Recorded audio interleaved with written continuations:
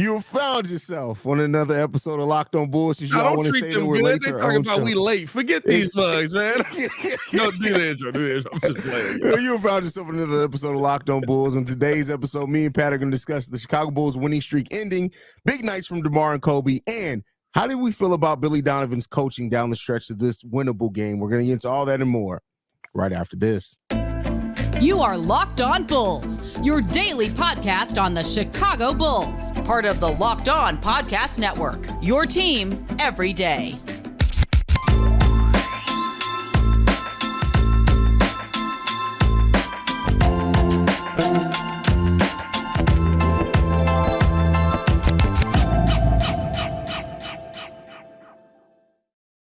Thank you for tuning in to Locked On Bulls, member of the Locked On Podcast Network, where it's your team every single day.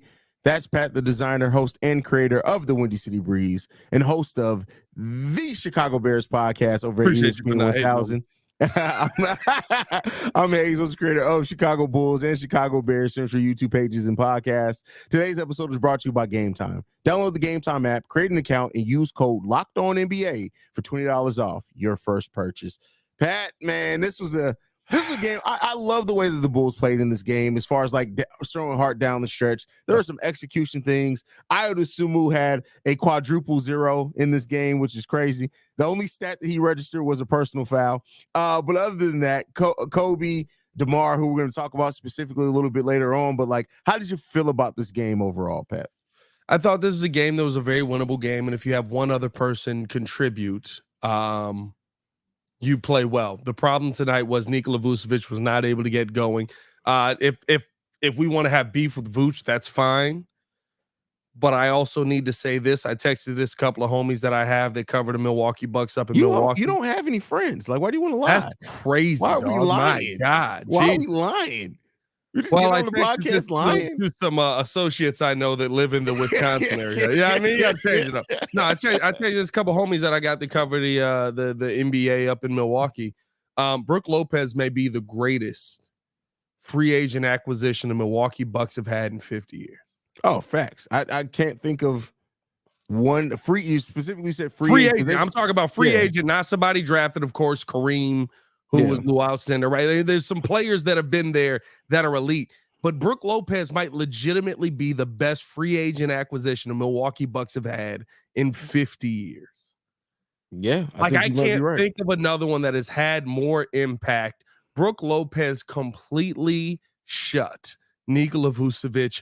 And if we're going to be 100% honest, the Chicago Bulls down in overtime and in the fourth quarter at the paint. I thought the Bulls were able to knock down some big shots, but outside of that, like, you just didn't have that other guy that was able to get going because of the elite defense. And we say this all the time. We talk about the Bears, right? The other guys get paid too. The guys on the other side get paid too.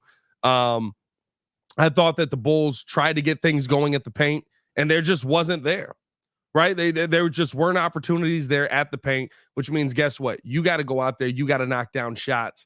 I still don't believe we have enough guys on this team that can do that from deep enough to consistently dominate the Milwaukee Bucks.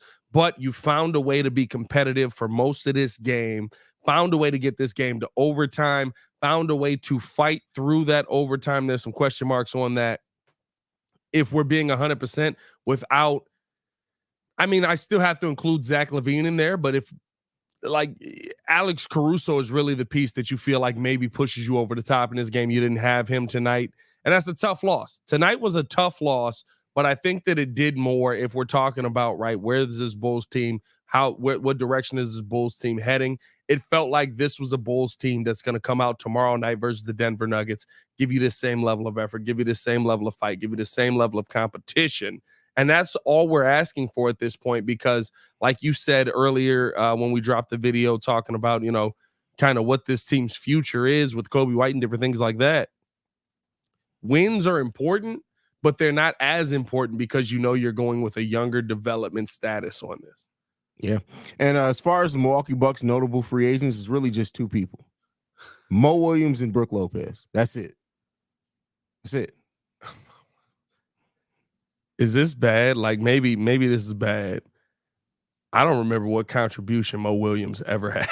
Oh, well, it was important for Mo Williams that they signed him because he had like that rookie season with the Utah Jazz was terrible, but he averaged 14 and 5 for them over 270 something games. I'm not saying that he's like okay.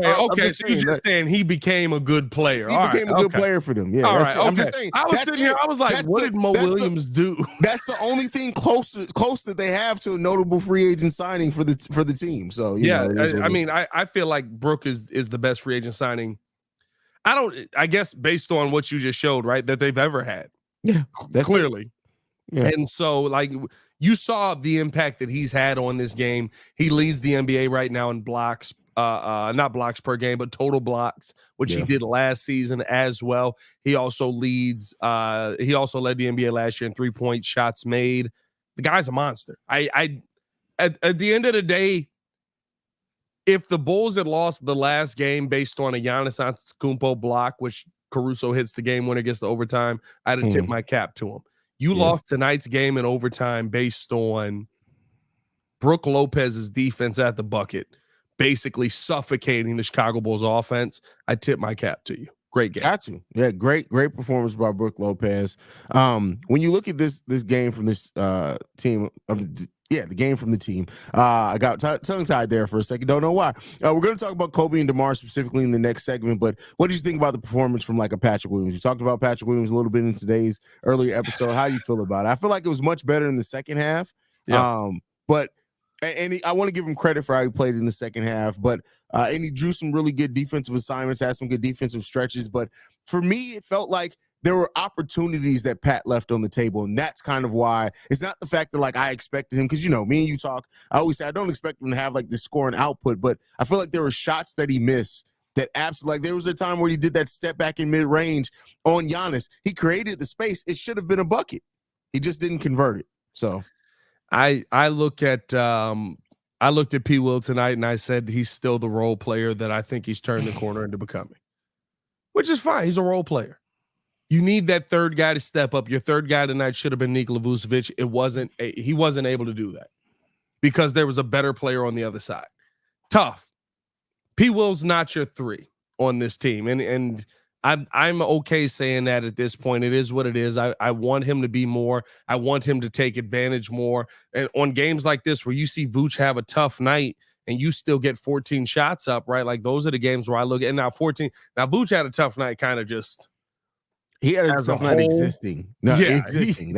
Brook Lopez, the same way we used to say that Ayo Dosunmu owned Trae Young, Brook Lopez absolutely owns. He might as well put Vooch on his taxes. Yeah, 100%, right? Like Vooch shot I want to say 14 shots in regular time of basketball. P. Will kind of got a couple of more shots in the overtime period. This was a game to me where I want to see P. Will do more. It is, and it's always these games. Now, granted, right, on the flip side of that, you also have to take into account he's got to guard Giannis. Mm-hmm. That's hard. Pause. That's crazy. I thought there it is. All right. It took you a while to find it. I was trying to think about. No, I had it. I was like, should I press it or should I not? You gotta hit that. That was crazy. That's a tough matchup. You know what I mean? He's got to guard Giannis. That's a tough matchup. That makes life difficult on the offensive end. But I need you on the offensive end. That's what tonight's a night where you saw that Torrey Craig wasn't able to get the shot going the way that he normally does. You saw that Javon Carter wasn't able to get it going. We didn't see much from Julian Phillips. Dalen Terry just was out there to run around, basically. We need every now and then you got to have 5 dudes on the court. That's how I felt about Dalen Terry tonight. Whoa, I was going to ask you that next. You just felt like Dalen Terry was the guy on the court tonight? You got to have 5 guys on the court. Like I saw it, right? He jumps up, he gets the tough, like the goaltending maybe was a block, and I get it. Okay, you got an actual block too, so you got to have 5 basketball players on the court. That's what I felt about it. I would rather see Unaral Batin. Oh no, you don't. Have you seen him play in the G League? I have not watched the G League. I have not. No. I'm not gonna lie to you. Is it bad? He's shooting the ball 34% from the field and 28% from 3-point range in the G League. That's tough. Yeah. There's another one of those What did we say about Marco back in the day? That he was developing down there, right? He was using it as the D lead. That's what it was. That's funny. Yeah. No, there was nobody else getting the shot going. There was nobody else getting the offense going. I get it, right? Like, and maybe this is a Billy Donovan situation where I want to see Billy Donovan say, you need to find a way to get Giannis off of P. Will. Yeah. Like that maybe there's that argument as well. Like, find a way to get a screen where there's a switch and Giannis is not on P. Will. But I mean, is P. Will on Bobby Portis better? Is it like, what's the better situation there with the defense they have, especially knowing a mid-range shot is coming? I felt like P. Will was a little bit of a struggle tonight. I mean, like I said, he came on in the second half as far as offensively, but so did Giannis Antetokounmpo scored 15 points in the fourth quarter of this game, which completely blew that game up. But next up, we're going to talk about the performances from DeMar DeRozan and Coby White. Before we get into that, though, I got to talk to you guys about one of our sponsors, and that is Gametime. You shouldn't have to worry about when you're buying your tickets to your next event. Gametime is the fast and easy way to buy tickets for all your sports, music, comedy, and theater events near you. With killer last-minute deals, all-in prices, views from your seat, and their best price guarantee, Gametime takes the guesswork out of buying tickets. Gametime is the only ticketing app that gives you a complete peace of mind with your purchase. You see the view from your seat before you buy, so you know exactly what to expect when you arrive. All-in prices show your total upfront, so you know what you're getting, a great deal without hitting fees. Buy tickets in seconds with 2 taps. By the way, don't know if you guys had, like, again, it's not just for sporting events, it's for any events. I see a lot of people going crazy over that Nelly, Ashanti, and Ja Rule concert with T.I. on it as well. Y'all are losers, but you could find tickets to that on Gametime if you guys decide to go to that. So check that out if you want to go there. Take the guesswork out of buying tickets with Gametime. That's a good concert. Download the Gametime app, create an account, and use code LOCKEDONNBA for $20 off your first purchase. Let's use code LOCKEDON, LOCKEDON NBA for $20 off your first purchase. How did they get the stray on that? Why are they losers? That might be a good show.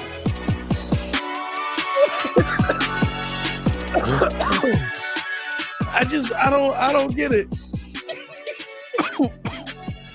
Anyway, that's not a bad concert. Why is that a bad concert? Coby White and DeMar DeRozan combined for 74 points in this game.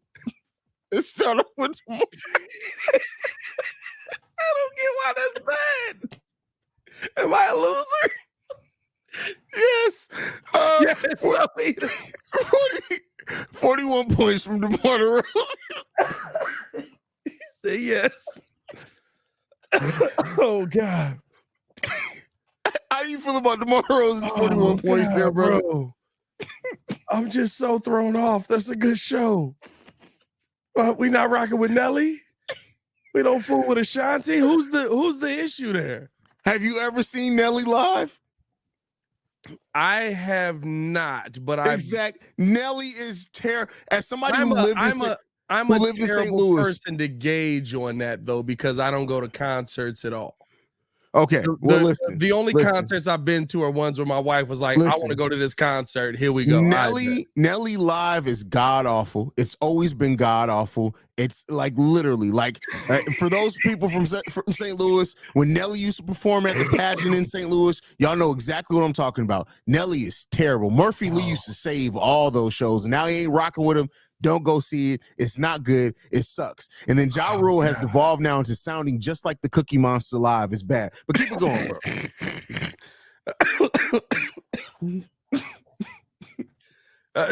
I love Steve-O's comment. You judgmental motherfucker. Steve-O has no room to talk. No room to talk. Just bring up Billy Donovan. He just goes crazy. We'll keep it going. Oh, God. That was so funny. It was just such a stray that was unexpected.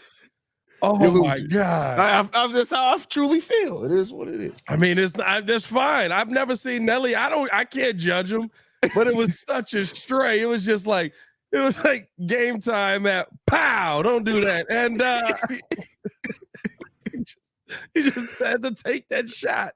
Oh, man. Listen, DeMar DeRozan to me. Oh, God, that was so funny. He played well tonight. I thought that he turned back into old DeMar too much tonight. Not to say that it's not a player that we didn't need at times. I love the fact that he was the one taking a shot, final shot of the game, gets downhill, boom, knocks down the big two to put us in overtime. I love that DeMar. But to me, this was again the Bulls going away from the hot hand because of who makes more money. Right? Like DeMar was not the hot hand in the fourth. DeMar got it going for those last couple of buckets, but DeMar was 1 for 7. Literally, the bucket that put us into overtime is the only bucket he made. Coby White, to me, was your hot hand. He was 3 for 5 in that quarter. You got to keep going to him. Yeah. If we want to talk about going into overtime, right? Coby White doesn't even get looked at. DeMar DeRozan's 2 for 4. Fine in overtime. He played well. Yeah. Now, Coby White did knock down a shot as well in overtime, right? And it's not that he didn't get shots, but I thought that there was more of that was a time to set up some things for Coby White to try and get him some good looks. And I didn't think the Chicago Bulls did that. But DeMar DeRozan for the entire night as a whole, minus the fourth quarter, I thought that he was exactly what the Bulls needed. He came out. He needed to be the scorer that the Bulls needed, 14 for 30. Overall, I mean, he ended up with 36 points in regulation, pretty much.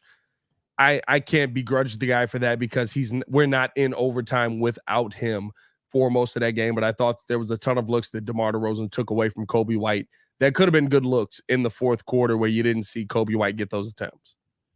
Completely agree with you on that one. I think, we talked about it over on Central when they were bringing it up, and I initially tried to defend DeMar and the fact that I do think a lot of it is Billy Donovan and the system that he wants to run, but we saw DeMar be so good at facilitating at times in this game. It's like, put the trust your young players, even if that was Billy Donovan's play call at times. Like Coby had it rocking. Coby was going. Coby's right now is on an amazing tear, and it's been amazing to see the way that Coby White's been playing over these games. But I don't understand. You can't develop another player that can close if you don't put them in situations, especially when they're hot, to be able to close. And that's one of my biggest issues with Billy Donovan in a game like this is that we've seen Coby develop every step of the way this season. Yeah. Coby has developed and added to his game and rounded out that consistency that he talked about wanting to have coming into the season. We're really starting to see it come together for him. And when in a game, if you don't trust Coby White in a game like this, I just don't know if Billy's ever going to trust. You know what, though? I think that this is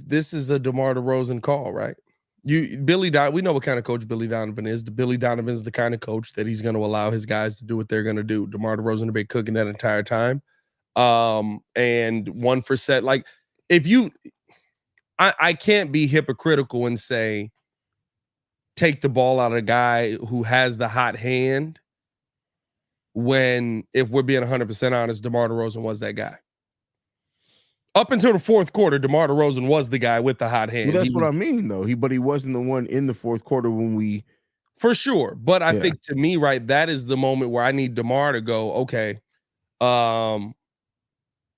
it's not falling for me. I need to find somebody who is cooking right now who ended up being Coby White. The problem with that is we know that's not DeMar. DeMar wants to score. He's got a scorer's mentality. He's going to go to the bucket. He's going to try and finish. He thinks he can score at any time. I think that at times, Josh Giddey said too. You got to stop. You're having a wild segment right now.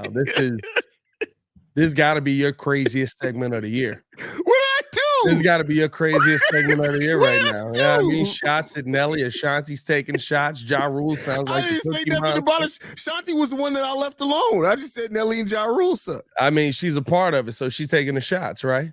And then, Josh Giddey's always getting shots up, sometimes 16, sometimes 18.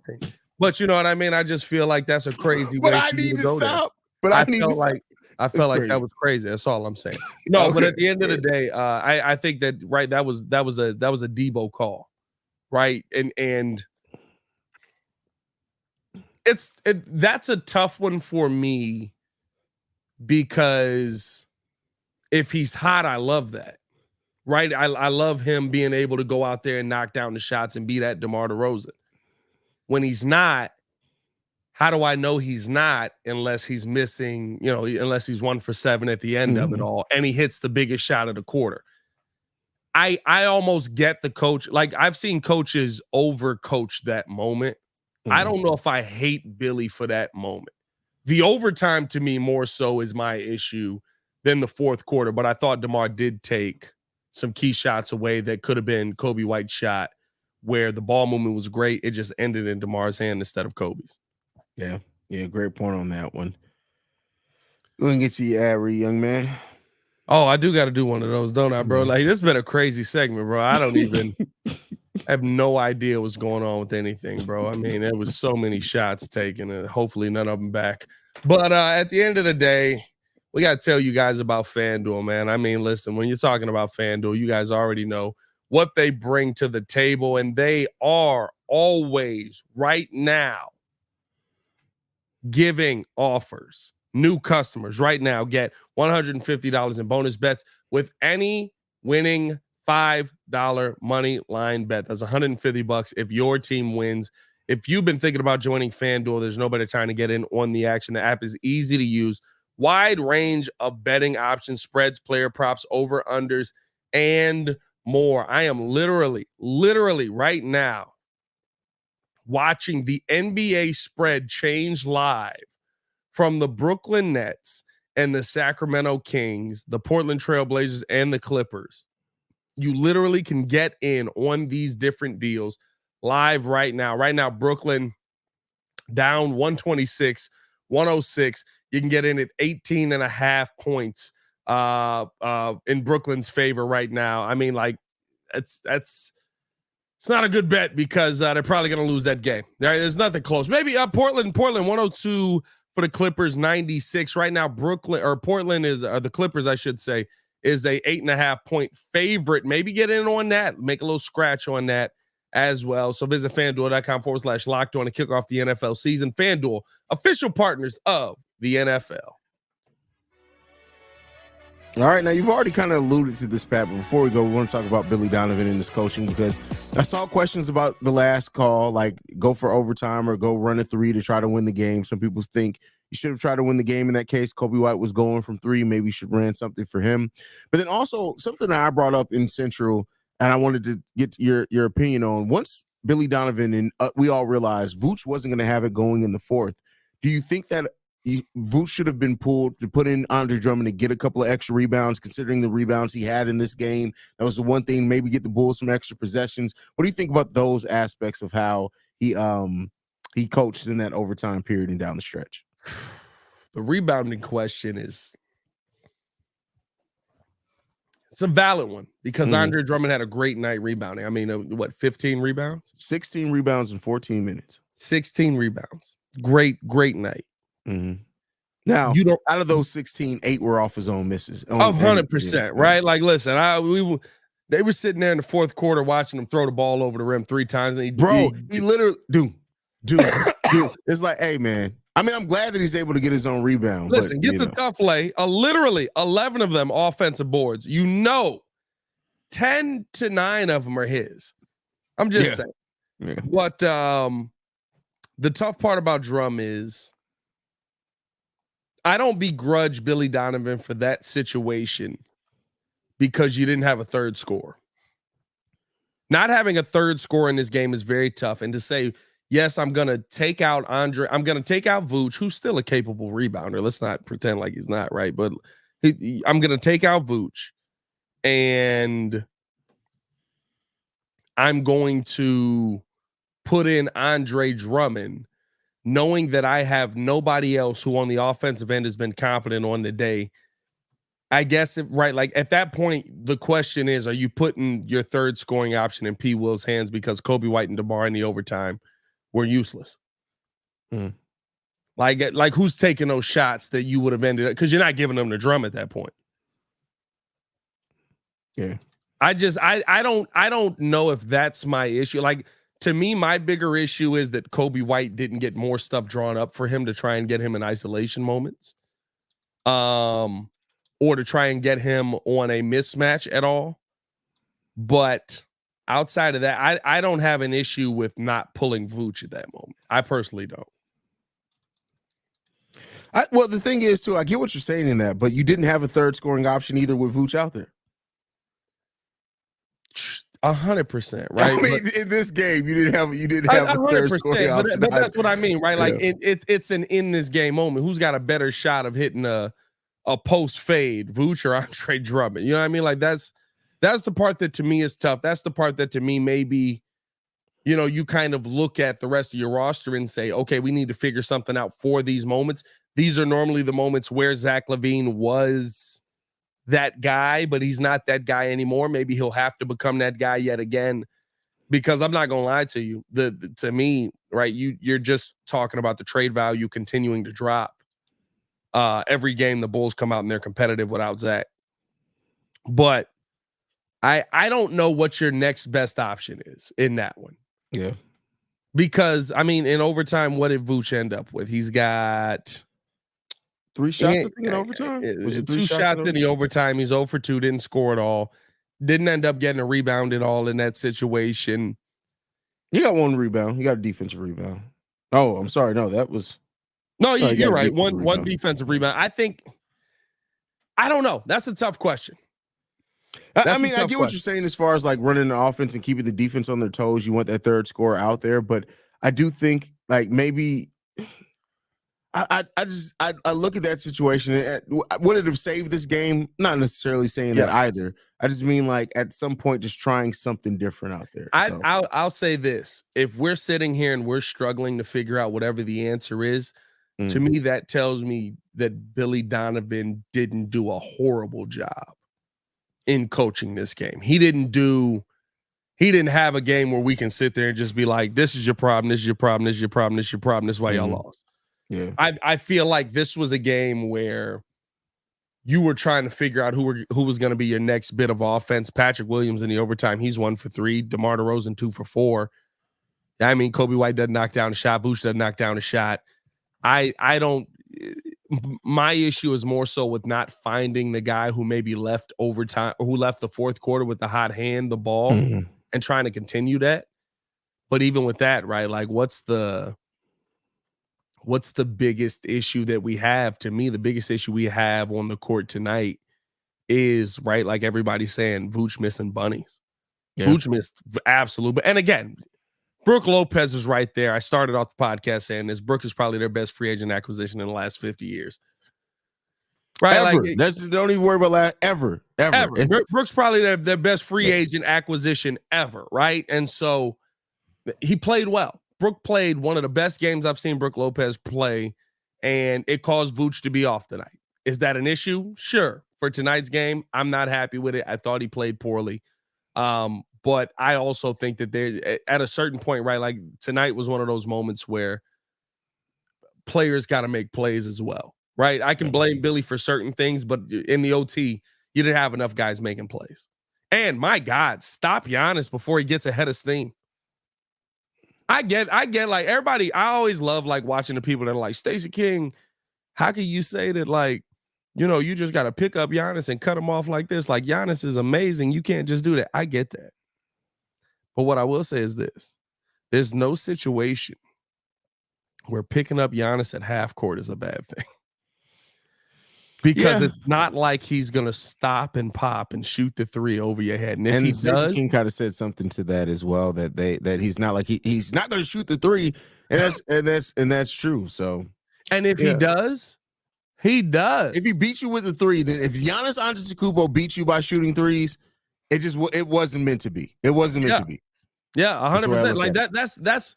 I think if we have the conversation on Billy Donovan's maybe defensive rotations in this game and how he attacked Giannis, I mean, he basically played him with P. Will straight up, maybe bringing some slight help there with P. Will.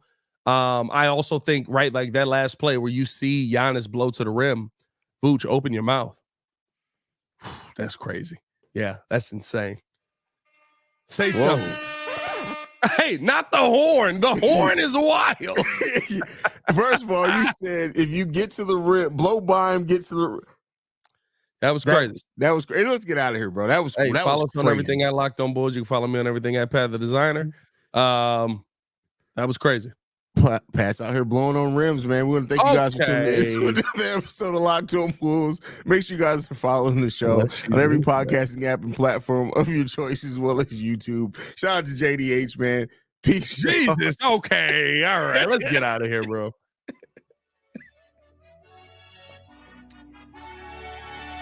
Blowing on the rims is great. That's great.